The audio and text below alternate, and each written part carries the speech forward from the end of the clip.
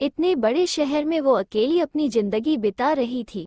रास्ता के किनारे एक रहने की जगह देख के अपनी छोटी सी झोपड़ी में अपनी गरीबी और लाचारी के साथ जीने की तमन्ना लेके संघर्ष कर रही थी।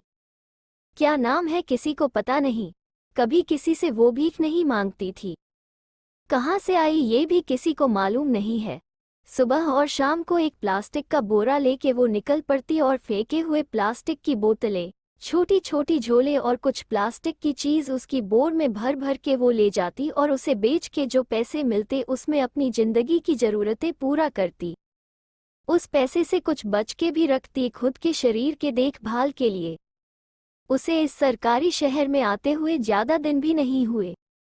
यहाँ की भाषा भी वो नहीं जानती और उसकी भाषा समझने के लिए भी बड़ा मुश्किल है। आने के 3 महीने बाद उसे पता चला कि वो माँ बनने वाली है। वो बहुत खुश हुई।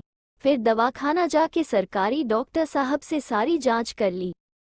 डॉक्टर साहब को भी बहुत दिक्कत हुआ उसकी भाषा समझने के लिए।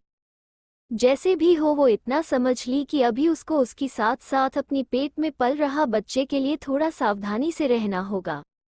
वो अपने मन में माँ बनने की खुशी को किसी के सामने बोल तो नहीं सकती थी, पर उसके वो अंदर की ममता सब समझ सकती थी।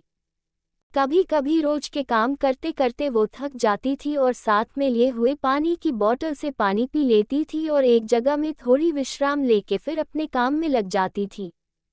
अभी वो आगे से थोड़ा अपनी खान पान में ज्यादा ध्यान देने लगी है, क्योंकि खुद को तो जीना है और अपनी बच्चे को भी जन्म देना है। कभी कभी बारिश की पानी से वो बचने के लिए भी इंतजाम कर रखी है। आसपास के लोग और कुछ दुकानदार उसे रोज देखते हैं और उनको भी कुछ समझ नहीं आता कि ये कहाँ से है। वो बिल्कुल चुपचाप रहती और अपना काम करते जाती। जब उसको 6वां महीना की याद आई तो उसने डॉक्टर साहब के पास गई और सारी सलाह ली।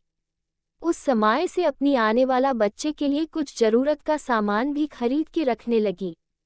बच्चे के लिए छोटे छोटे गदा, तकिए, चादर और कुछ छोटे चीज आहिस्ते आहिस्ते खरीद के रखने लगी, उसके वही रास्ते के किनारे वाला झोंपड़ी में। कभी कभी रात को दर्द से भी वो चिल्लाती थी, कोई सुनने वाला नहीं था। वो सच में बड़ी हिम्मत वाली थी, अकेले सब कुछ सहन कर लेती थी।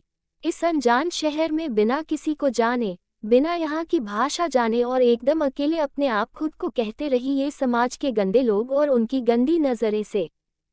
उसको अकेली समझ के कई बार कुछ शराबी भी उसे तंग करते थे, पर उसने सबकी कड़ा मुकाबला करती थी। कभी कभी रात को पुलिस बाबू भी आके बेचारी को बहुत तंग करते हैं। 1-2 बार उसको थाने में भी रात गुजरनी पड़ी, फिर भी वो हिम्मत नहीं हारी। उसकी मान में और दिल में छुपी हुई ममता और जिंदगी जीने की बीच में बहुत बार जंग भी होता था, उसको भी वो संभल लेती थी। उसको ये पता था कि उसकी ममता के लिए उसे जिंदगी जीनी होगी। जितनी भी तकलीफ आएगा सब कुछ वो सहन कर लेगी। उसके पास न तो धन था, न रहने के लिए कोई छत, न सहारा देने के लिए कोई अपना, पर उसके पास थी अपनी मन की विश्वास और दिल में छुपी हुई ममता।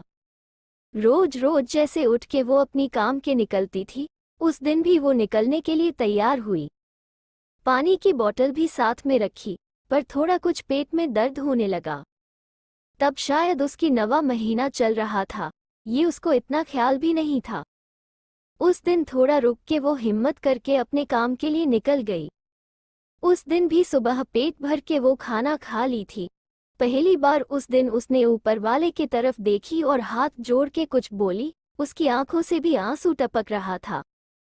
वो आंसू उसकी पेट की दर्द या मन की दुख की, ये सिर्फ वो और ऊपर वाले ही जानते थे। कुछ दूर जाने के बाद उसकी दर्द बढ़ने लगी। वो पास की एक गली में जाके एक कोने में लेट गई। धीरे धीरे उसकी दर्द बढ़ते जा रही थी, वो सहन कर रही थी। उसे लगने लगा शायद अभी उसके बच्चे का बाहर आने का समय हो गया। जब दर्द बढ़ने लगा और बर्दाश्त की बहार हुई तो वो एक बड़ी आवाज दी। उसकी आंखों से आंसू बह रहे थे, वो दर्द से मारे छटपटा रही थी। उसकी आवाज से पास के लोग बाहर आए और समझने की कोशिश कर रहे थे कि उसको क्या हो रहा है। इस बीच उस दर्द के साथ एक बहुत बड़ा आवाज उसने दी, जो कि बहुत दर्द भरा थी, और एक बच्चे को जन्म दे दी। फिर कुछ समय के लिए उसने शांत हो गई। खुद बड़ी मुश्किल से उठी और अपने बच्चे को अपनी हाथ में ली। सारे दर्द भूल गई। उसकी ओठों पे खुशी की मुस्कान थी। सारे शरीर से खून बहा रहा था, पर उसकी ममता की खुशी उसकी आंखों में दिख रहा था। इतने से पड़ोस की एक महिला ने एक चादर लाके दी बच्चे को उसमें ढंकने के लिए। पहली बार वो किसी का दिया हुआ चीज ली और अपनी बच्चे को ढंक दी। वो उस महिला को कुछ अपनी भाषा में बोल रही थी, शायद उनको शुक्रिया बोल रही थी। फिर वो बच्चे को एक किनारे रख के घुटनों पे जाके अपने बोर को ली और पास में पड़ा हुआ कुछ खाली प्लास्टिक की बोतल भी लेके उसमें रखी। ये सब देख के बड़ा अजीब सा लगता था, पर ये उसके लिए एक सच्चाई थी कि अभी उसकी बच्चे के लिए उसे और बहुत कुछ करना होगा। वो उसकी और बच्चे की जिंदगी और अपना ममता के बीच जंग को जीतना चाहती थी। वो अपने ममता और दोनों की जिंदगी को बचाना और बेहतर करने की कोशिश इस हालत में भी करना चाहती थी। तब पासले लोगों ने एम्बुलेंस को बुला लिया था। एम्बुलेंस आया और दोनों को लेके हॉस्पिटल गया। उस समय वो अपने बच्चे को अपने साइड में लगा के अपनी आंखों से सबको शुक्रिया बोल रही थी। वो ये बोल रही थी कि उसकी जंग अभी है और वो उसे जीत जाएगी। उसकी हिम्मत और उसकी साहस उसकी सबसे बड़ा हथियार है और उसे जीना है, और उसकी ममता को भी।